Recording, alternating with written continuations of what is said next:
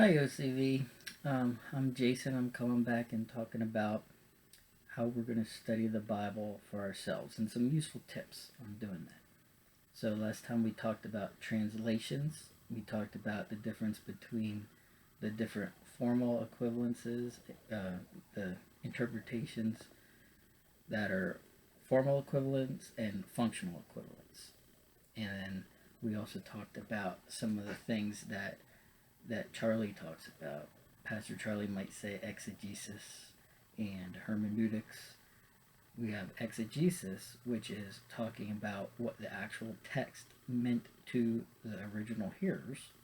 And then we have the hermeneutical principles.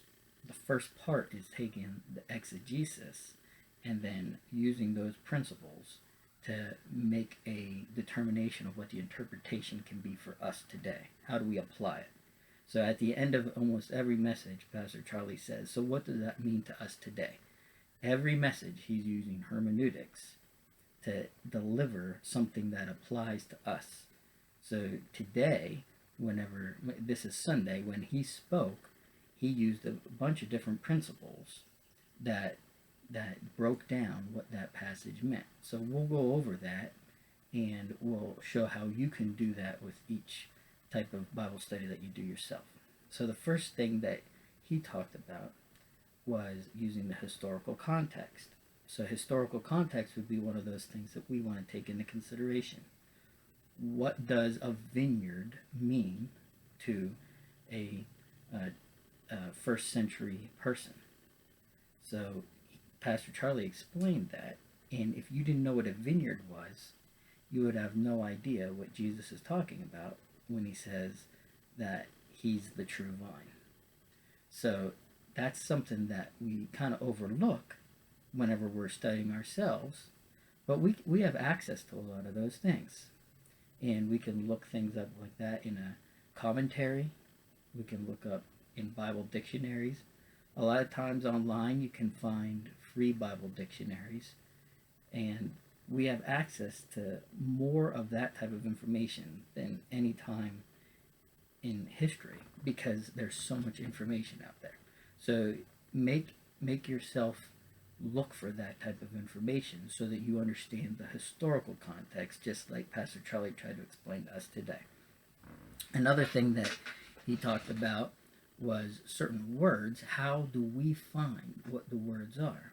That's what I was explaining last time about a concordance can give you the actual definition of a word and see where that is also used other times in Scripture.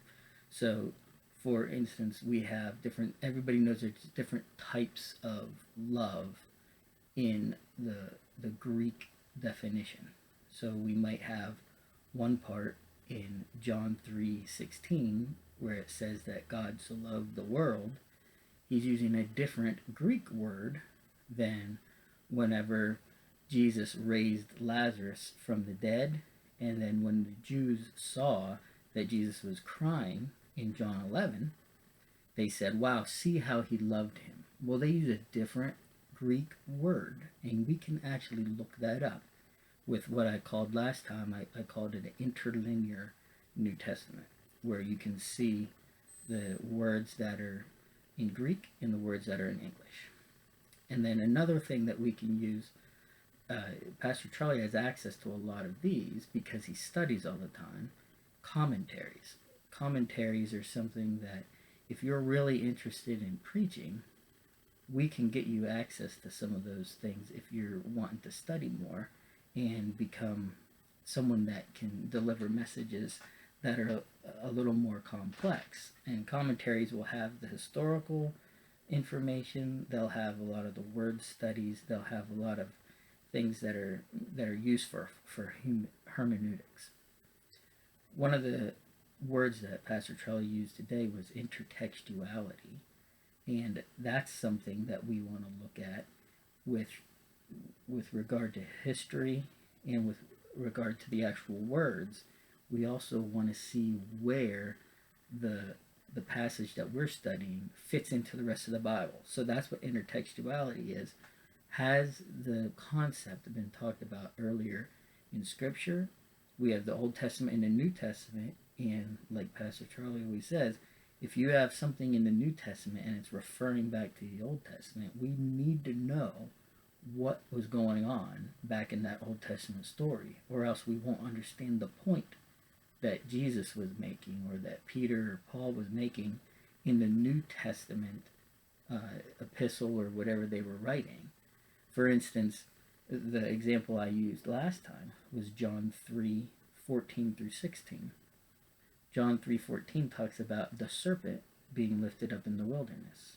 Well, we can look up the word serpent and find that in Numbers 21 we have the story of Moses lifting up the actual serpent in the wilderness.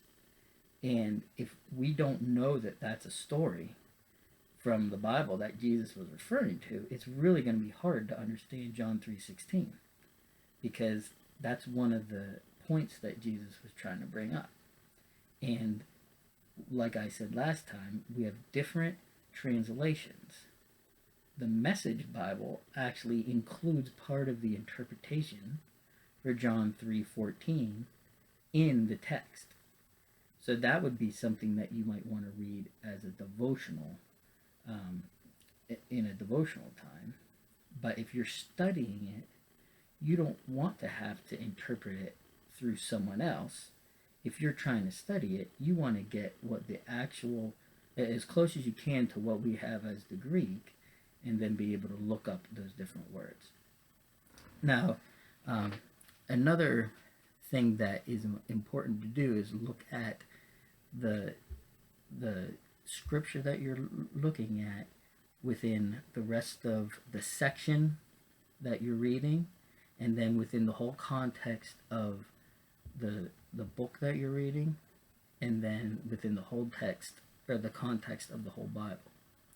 So in order to do that, you're really going to have to get access to some of the materials that I talked about. And like I said last time, you can download a lot of those for free.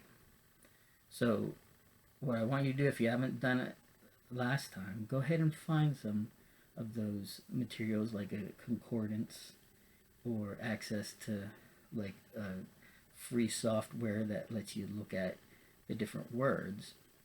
And there's tons of different ones that you can use: Blue Letter Bible, Bible Gateway, Logos, Bible software. There's a bunch of different things, and you can have hard copy ones like I have, like Pastor Charlie has.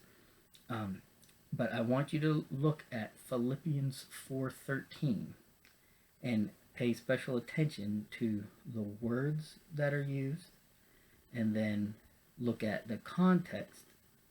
What section of Philippians is that in? What is Philippians about? And then what is the bigger picture of what God is saying throughout the Bible? If you look at it through those different lenses and then use those different materials and resources that I said, then get a good idea of it, and then we'll talk about it a little bit more next time, and we'll go through step by step what you would do to have a good hermeneutical analysis of that passage, Philippians 4:13. So go ahead and download that resource or whatever you're going to use, and then study that for a little bit, and let's look at what we can do to apply it to our lives today.